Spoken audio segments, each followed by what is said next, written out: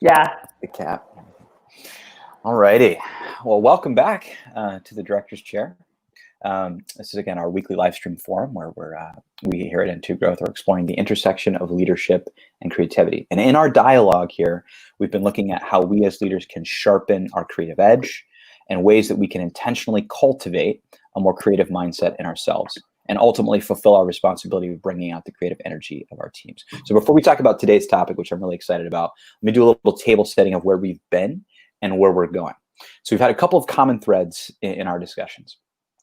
We've looked at one, the traits that highly creative leaders have inherently or that we can actively cultivate in ourselves as leaders and in others, and how we do that. And two, we've looked at the sometimes dramatic and artistic tools that we as leaders can employ to cultivate and drive the creative process. On the first, on the traits, we've looked at optimism, curiosity, empathy, authenticity, and courage and resilience, and comfort with tension.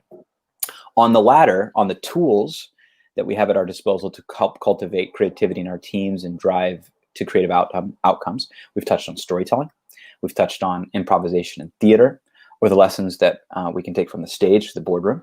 And we've talked about the importance of casting, which we're actually going to come up and revisit here before too long, and assembling for culture add versus culture fit, and dramatic visioning, moonshots, as we referenced in one of our last sessions, and also confrontation and conflict. And it was this last tool, confrontation and conflict, that we spent our time last week, where we ultimately reached the conclusion that confrontation is not just helpful at times to the creative process, but actually vital to it. Ideas have to clash. Innovation and creativity is ultimately about disruption. And disruption must be preceded by some form of tension, conflict, and the inevitable confrontation. In fact, I think the most critical takeaway, I'd argue, was that apathy, in fact, is the real enemy. Because the moment we no longer care and have no will to fight, we have lost. And so keeping the fight going through healthy conflict oftentimes is key to keeping the enterprise moving, keeping the team together, and reaching our creative outcome or destination. So again, apathy is the enemy. And so today we're going to continue on this whole new thread, the thread of enemies or obstacles to the creative process, because it is ultimately our responsibility as leaders to remove or obviate those obstacles for our teams to whatever extent possible. So today we're going to visit another potential enemy, perfection. And so before we launch into this, again, perfection is the condition, state, or quality of being free or as free as possible from flaw or defect. Or it can be the pursuit of improving something until it is faultless, which in and of itself does not sound like a negative thing, and I don't think is. But the question is here, can this get in the way? And so, Laura, I'm going to ask you to kick us off here. You're pursuing your PhD right now. It's clinical psychology. You have a keen sense of what happens to us when we're pursuing creative endeavors and enjoying creative outlets, as we've talked about as well. So I know you're going to have some golden nuggets here for us, and that's what we're mining for gold today. That's our goal. So let's start out here, and we can perhaps circle back and touch on the potential psychological effects of pursuing the perfect, right? But let's start out super high level. Shakespeare wrote, "Striving to better, oft we mar what's well." We often apply this, right, and similar statements from Voltaire and others to the realm of productivity and entrepreneurship generally writ large. But do you feel, Laura, that this statement can apply to the creative process as well? And how? So I'm going to put you in the director's chair. You're there. Take us away. Okay. Well, thank you for that intro, Dan Bintel. So I want to just give a little personal note first to start this. So I love this topic. I am both a self-proclaimed, and everyone close to me is always like, "You're such a perfectionist." So this is a topic that is near and dear to me. And it's also something that I've actually struggled with, which we'll get into, right? So like, when is perfectionism adaptive and when is it maladaptive? When it's adaptive, it can obviously cultivate creativity, whereas when it's maladaptive, it can stifle creativity. And so how do you distinguish between the two?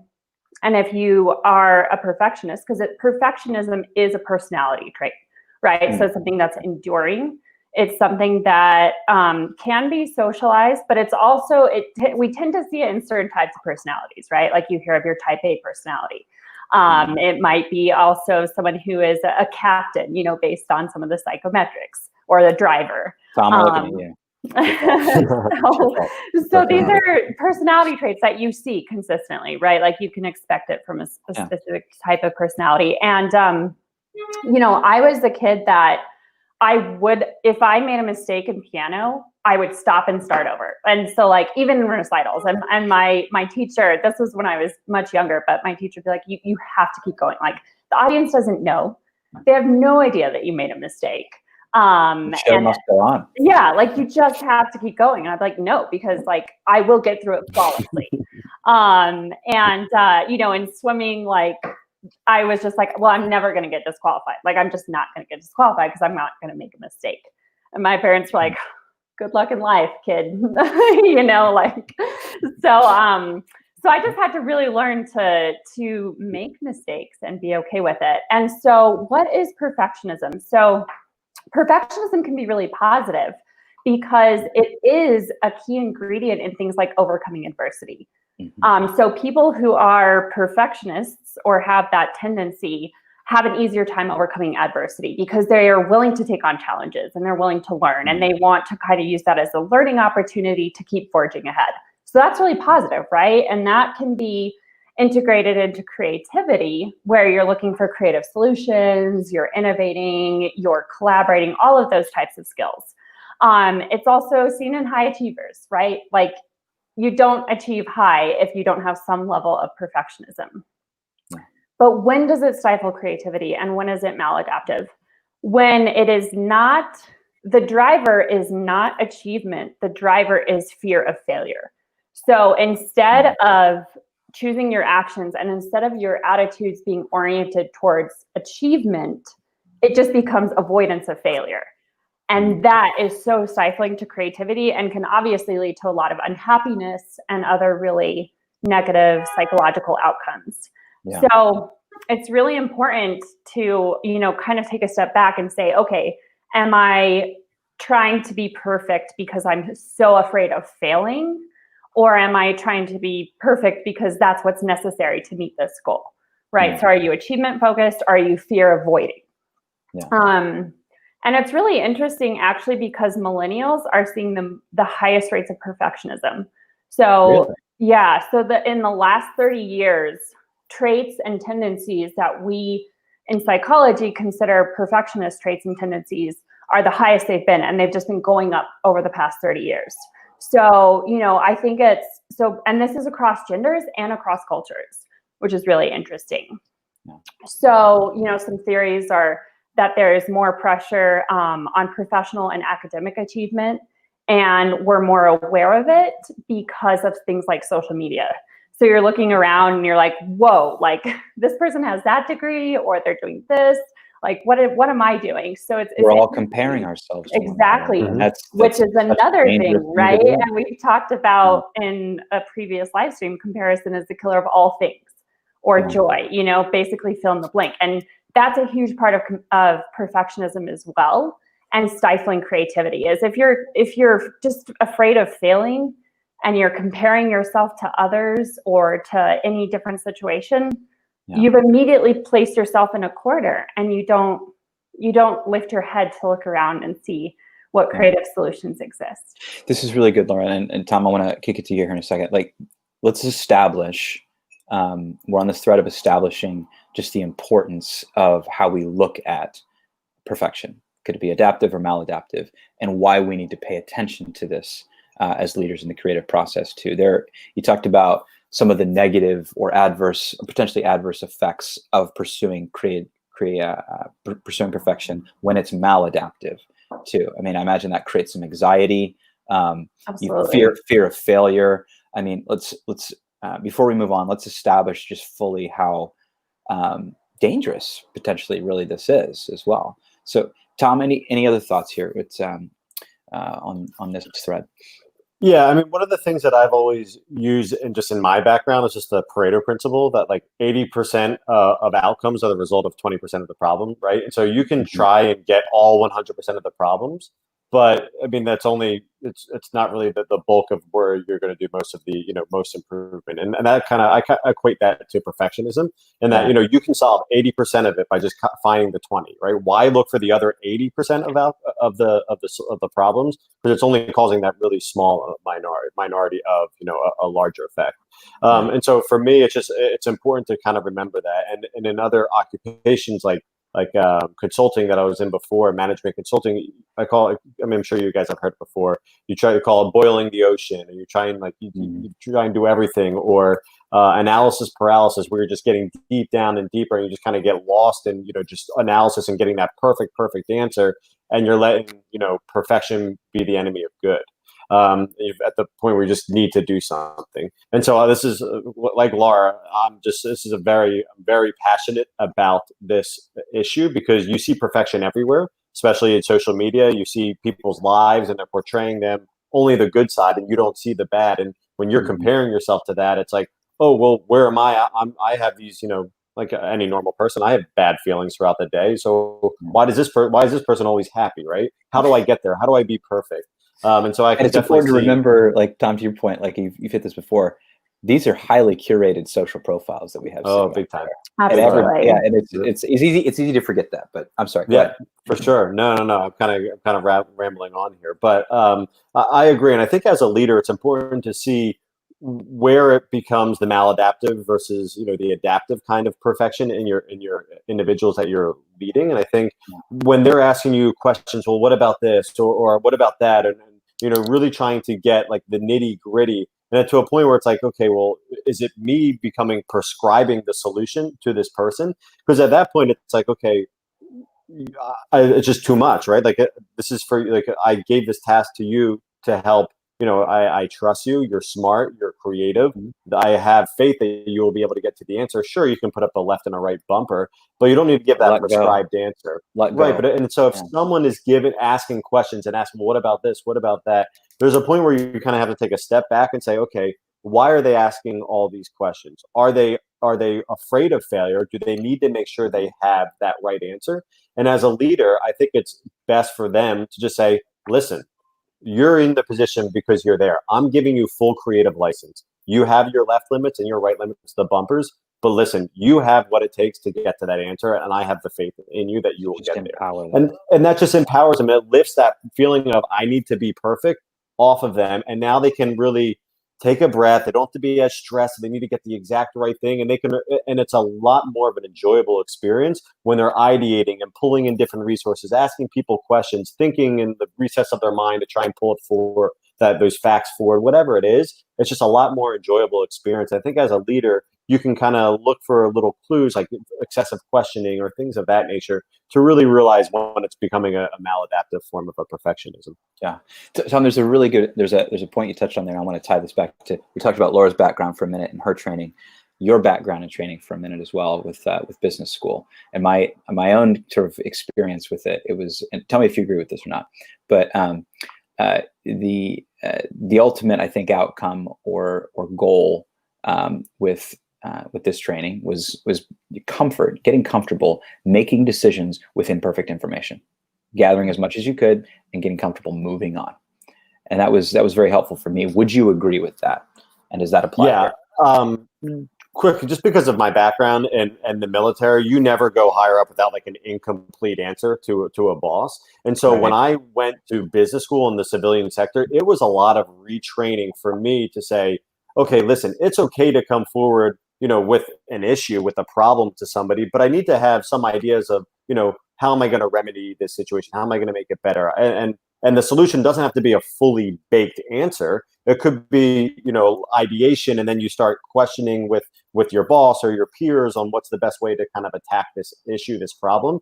Because before it was just, I need to have the answer and I need to come up with it, and I can't burden somebody else with this type of information. So business school was a lot of retraining on my end to be comfortable with not having a finished product.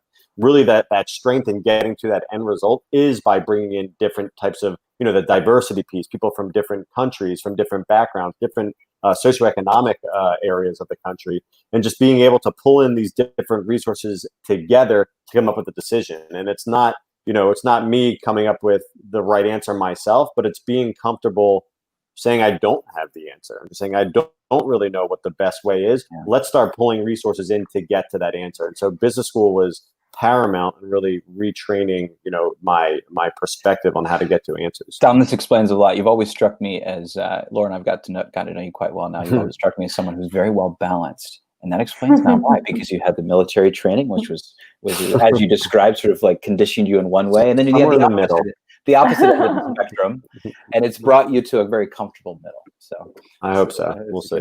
So, so let's hover here just a moment longer on what this does to us when we're pursuing, like why this can be potentially negative on perfection. So, Laura, I think we intimated around the anxiety it can potentially cause, right? I think one of the things that I've seen myself doing, and I've had to and still do and struggle with, is procrastination sometimes. Because I want to, or even pushing out a deadline, for example. If I don't feel it's perfect, I'm not ready to go with it, I'm going to buy myself a little bit more time to work on it. And that can be a dangerous thing too. It's not just fear of judgment, right? Fear of failure. You're giving yourself excuses to kind of push that out as well. Could it possibly also, pursuing perfection here, could it stifle inspiration as well because of that anxiety, Laura? You think? Yeah, absolutely. I mean, so perfectionism, if it is something that you're not, self-aware of or socially aware of, right? If you're a leader and you're looking out for your team, it can absolutely lead to a bunch of different, we would call them, again, maladaptive psychological processes or functions, such as anxiety, increased feelings of depression, just general unhappiness. And so some of those side effects are absolutely things like procrastination. So Tom was saying that he's very balanced. That is awesome, right? One of the maladaptive outcomes of perfectionism is all or nothing. It's procrastinating. It is feeling uninspired or unmotivated. And that makes so much sense, right? Because if you are striving for perfection and avoiding failure, it's easier to just sit on something than to try to find solutions, than to try to admit to others that you're vulnerable and you don't have the answer and you need their input and you need their help. And so, if someone is like, either I will do this and I'll do it perfectly, so that's the all, or I won't do it at all, that's the nothing, then how are you moving forward? How are you innovating? How are you collaborating? So I think it takes a huge amount of self-awareness and willingness to be vulnerable and to say, hey, like, I don't have all the answers, or maybe I'm not ready for this, but I'm not going to push the deadline. I'm going to give in 20%, something is better than nothing. And it's really hard for people who are perfectionists to come to that place. And I think when you're considering leadership and team building, it's really important to consider. So there's three types of perfectionism. There's self-oriented, which is the internal, just pressures on yourself. There's other-oriented, where a perfectionist might be imposing unrealistic expectations on others, right? Because they impose it on themselves and they expect that of their teams. And that stifles creativity. It stifles collaboration. Really negative for team building and leadership. And then there's societal, right? And that could be any sort of pressure from any group in society that is setting unrealistic expectations. So a really obvious example of this would be, kind of like, what is the perfection of beauty? That is a societally imposed ideal of perfection that children grow up feeling, right?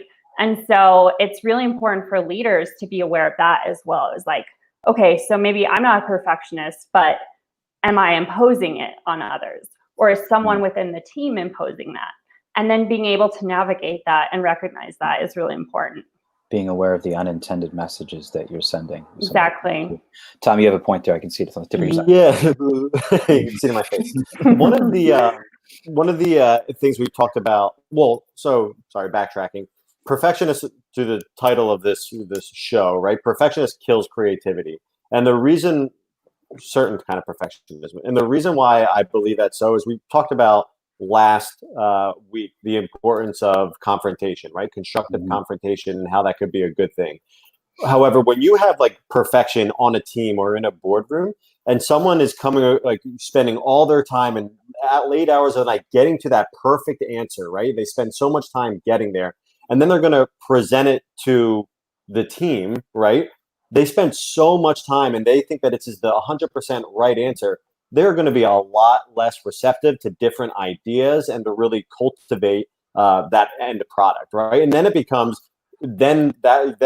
this product, this idea is an extension of me. I put everything into it, and so you can no longer disassociate yourself from that idea or whatever the solution is. And so when you as a team have these perfectionist outcomes that you're trying to pull out of your individuals, it actually stifles that conversation and it creates that confrontational the not beneficial confrontation.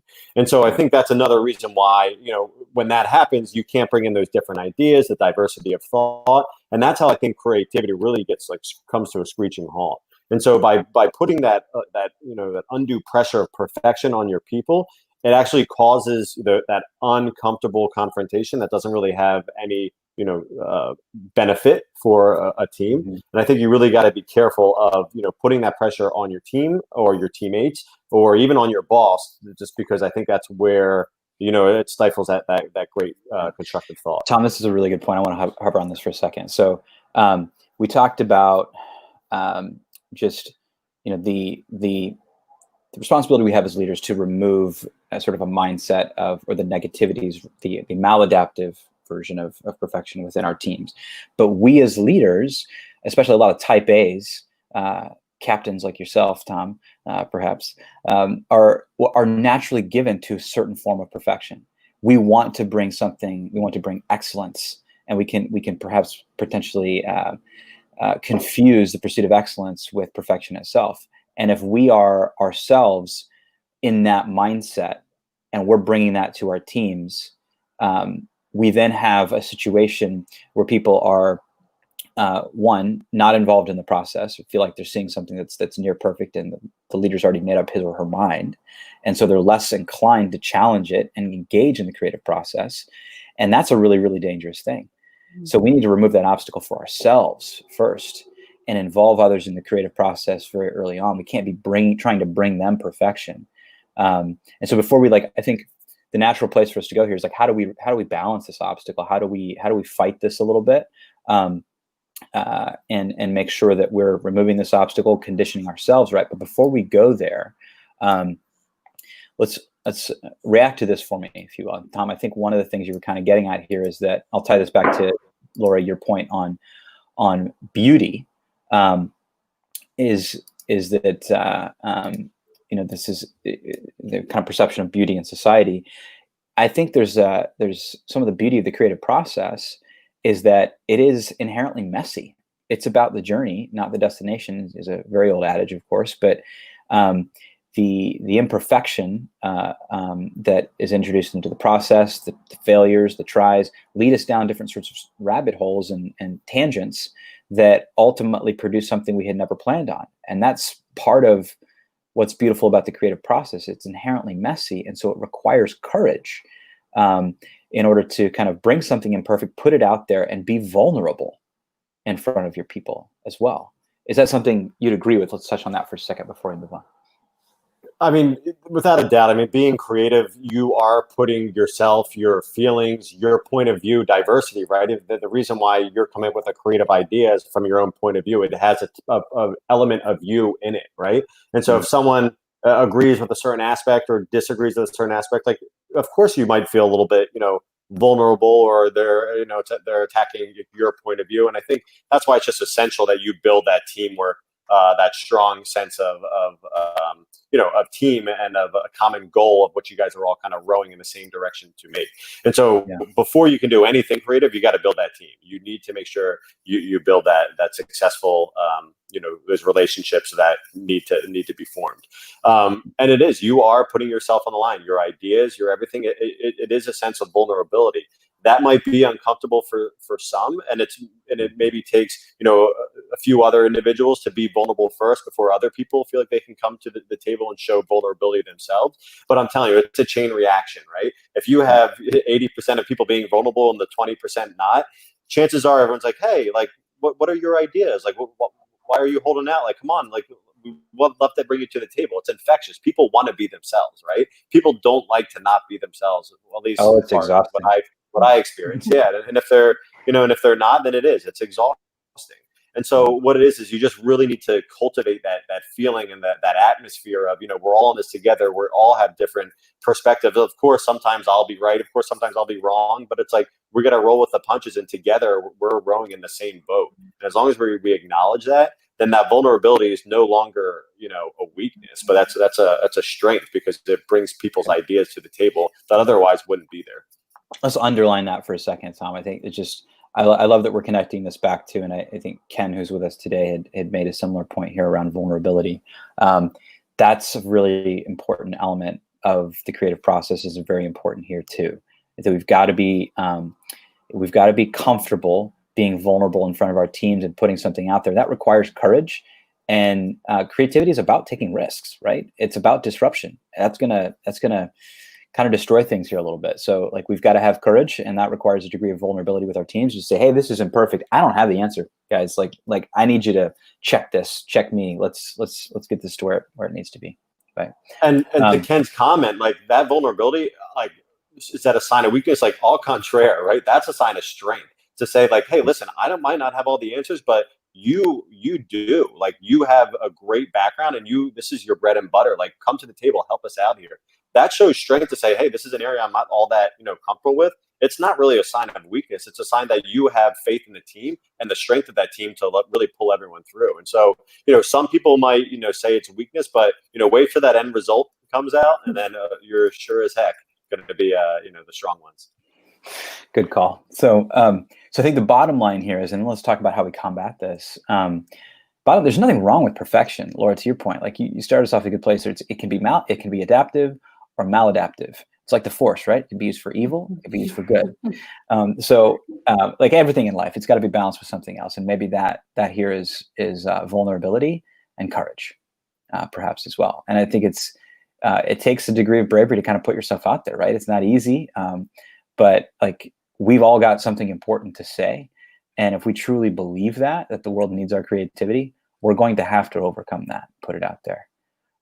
So again, perfection is not wholly negative. So how do we balance the potential negatives? What are some things that we can do, or some mindsets that we can put in place to ensure that we are removing that obstacle and mindset for ourselves, Tom, to your point, as leaders, so that we're able to do that, recognize perfection, the pursuit of perfection when it's maladaptive, and get it the hell out of the way?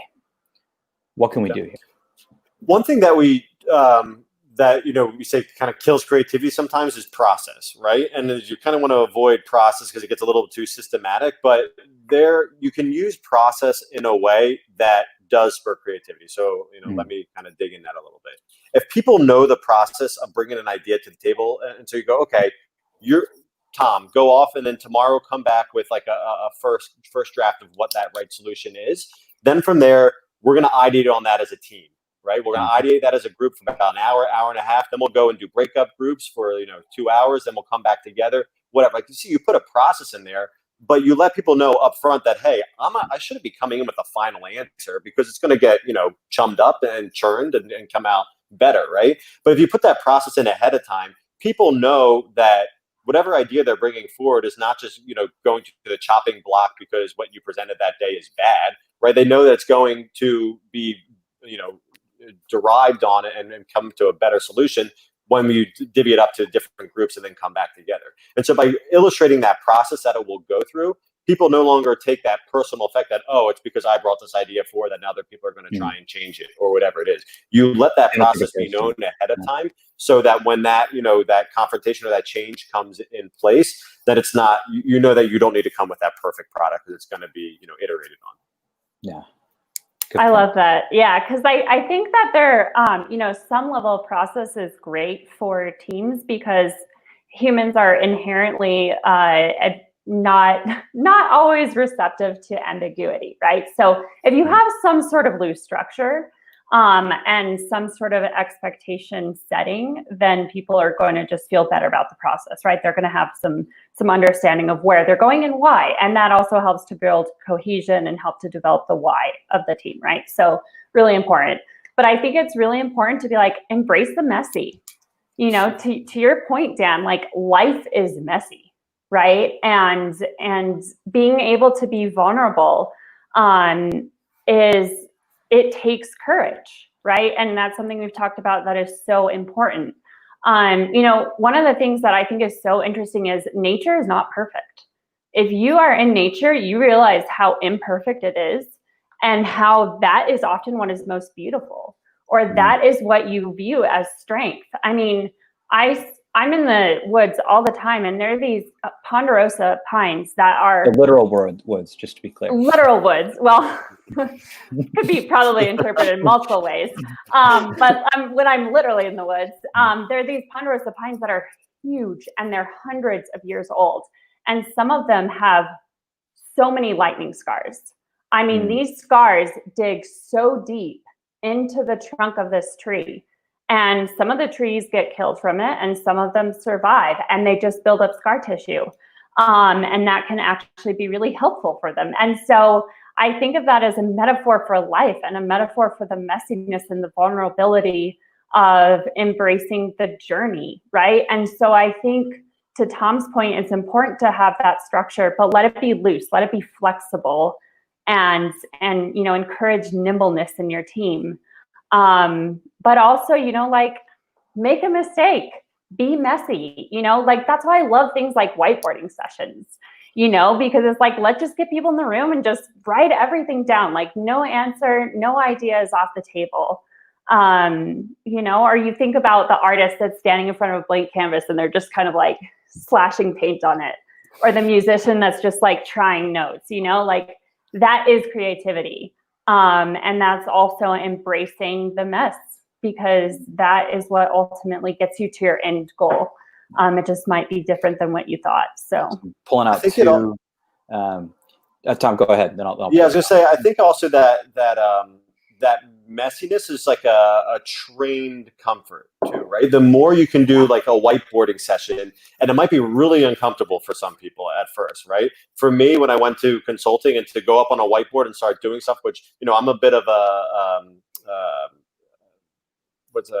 not introspective. And so like, I like to do a little bit of work beforehand before I go up on a board in front of people. I just like to get myself set up. Sometimes I didn't have that chance. I had to go up on the board and immediately try and just draw stuff out and have people throw ideas. I mean, I was very uncomfortable doing that. Right, exactly. I was very uncomfortable. But by doing that over and over again, and not over and over, but after one or two times, I got to see, you know, how uncomfortable it was at first, the different ideas that were thrown up, stickies that were put on the board, pulling things together. And then I saw that end result, as Laura said, that lightning strike's probably ugly as hell when it happens, right? But the end result is you still have this, you know, 100-year-old tree that's beautifully standing. And so we go up to the whiteboard, it might be uncomfortable at first, but the second and third time, you know what that outcome ends up looking like. And so the more you can get your teams comfortable with that uncomfortability, but realizing that that uncomfortability leads to a great solution, then they're like, oh, hell yeah, I'll go on the board right now, you know? And so it takes a little bit of little bit of that, you know, trained uncomfort to get there. Good. This is a really good thread. I think I've taken away 2 or 3 really, really key points. And Tom, this is a really good reminder. Like we hear this all the time, like that process kills innovation, or it's like the enemy, right? Process is not the enemy. It's only the enemy if it's the wrong process. It's just like perfection, right? It could be good or evil. But if we manage expectations well, if this is the process, it's going to be messy. Get comfortable with it. It's going to be all right. We want imperfection. Bring your half-baked ideas. That's what this is about. If that is very well established, and that takes a lot of time to establish, because people have to be conditioned, Tom, to your point. It takes time to be trained to embrace the mess. I think the other thing, Laura, beauty is in the imperfection, right? I mean, I love your analogy about the lightning scarred ponderosa pines. Like, may that be our our goal and objective. I want to be a lightning scarred ponderosa pine. And that's awesome. But also I think of like even we've talked about the creative medium of film in a lot of our last sessions. And if you see like some of these movies where you've got teams who are building some like creative like plan for a heist or whatever, you look in the room that's got all the stickies in there and the string connecting one picture to another, and like that crazy process is the really fun, exciting part of all of it. And so it's easy to forget that when we're potentially striving for perfection. And I want to bring out just one last point. Like when you're able to do that and bring in that creativity, and people feel like they can be vulnerable, be themselves, throw out ideas that aren't fully baked, and massage them out into something bigger. That's inspiration. That builds inspiration in your team, and they want to be present. They want to be there. They want to give their ideas. It's the complete opposite of what we talked about before: apathy. Right? When you have that apathy, they're like, "What's the point? I'm not being heard. It's just that the thing's already perfected by the time it gets delivered to everyone. I'm just going to check out because it just doesn't make any sense for me to give any effort." Right? Well, like take the opposite approach and create that inspiration. Make them feel, valued to be part of that group, to throw out their ideas, to be vulnerable, and really come up with that right answer together as a team. And that just is like, that's the magic sauce, guys. Oh, I love it. Tom, that's a great note, I think, to start to wrap up here on. But let's summarize here real quick. So, Laura, thank you for starting us out here. You hit a really important point at the beginning. That again, I was kind of coming into this. I'll admit it, sort of like without realizing it, I think I'd even condition myself to just see perfection as the enemy. Yeah, we're just going to have a conversation about perfection as the enemy. No, it's not. Okay, it is. And I always appreciate the terms you put out. It's adaptive or it's maladaptive, and we need to recognize when it's maladaptive. And that's what we need to combat or remove. And it's maladaptive when there's fear involved. Fear is the ultimate enemy. I think here is our takeaway. Just like apathy was the ultimate enemy in our earlier conversation about confrontation. And also comparison, Tom, to your point, is the killer of all things, right? And that's where a lot of fear is born from. We're trying to compare ourselves to others or other sorts of, and especially in the creative process, like the creative outcome is going to be vastly different and original from everything else. Another point too. Tom, you talked about the Pareto principle and how we apply that here in this process, and we talked about the danger of a perfectionist mindset in ourselves as leaders coming to the table too. Like if we have a natural tendency, many leaders have a natural tendency to have to strive for perfection on a certain level, which isn't inherently negative, right? But we have a natural tendency to do that, so we need to check ourselves first. A high degree of self-awareness here is very important. And if we're trying to bring perfection to our teams, Tom, like you talked about, the natural you wanted to have some time to kind of think about things before coming to the whiteboard. I think we're all that way, man. It's scary. It's scary to coming up to the whiteboard, especially like when you're just called out. I could, Tom, I can imagine you sitting, being called out in your team or a large room, at Harvard and getting in front of everybody and like something having to be put on the spot with the pen in your hand at the whiteboard. It's a scary place to be, but and everyone's going to have that fear. And so process, like you talked about, Tom, again, this is a very important point. I love this. Process is not in itself negative either. It's the wrong process that can kill creativity. And so if expectations are managed well, Laura, to your point, and we set that expectation coming out, this is going to be messy, guys, get comfortable with it, and just put out the ideas half-baked, doesn't matter. It's going to take time for people to really understand that that's actually what you mean. And for you maybe start putting out some really bad ideas first so they feel comfortable. It may be helpful here. So embrace the messy. That's going to take time and conditioning and training and your responsibility as a leader. Maybe that's the first thing we can do in removing those obstacles from the way here. And it's going to take, again, like we talked about, vulnerability, a degree of vulnerability and putting out those crappy ideas first, and a degree of courage in doing that as well. But I think, Laura, again, coming back to this point, beauty is in the imperfection. And just the lightning scarred ponderosa pines, right, is just like, that's a beautiful image. Like like nature is inherently messy, it's imperfect. The creative process should be as well. And that's what we're looking for. And Tom, I think lastly, like inspiration, that inspiring sort of being part of the process as opposed to on the receiving end of something you're proposing at the end. that's where inspiration comes. And that's the opposite of apathy we talked about last time. So there's just a lot of symmetry here in this conversation, I think, and I appreciated this. So yeah, maybe next time we'll throw you on the whiteboard behind you. We can throw you up there. Yeah, that's dangerous. That's scary. That's half the time. That's half the time covered by artistic inspiration from two little girls. So love it. All right, good. Creative Well, thank 101. you. This has been fun, and I'm looking forward to next time too, where we're going to have a couple of interesting points to get at. So thank you all for joining us today. Appreciate it. Would love to have you again next time, same time. We do this Tuesdays, Wednesdays, and Thursdays at 11 a.m. Eastern. Would love to have you back then as well. So thank you for joining. Press that like button, comment if you took some value from this, and we'll see you next time. Thanks, team. Tom, Laura, thank you all.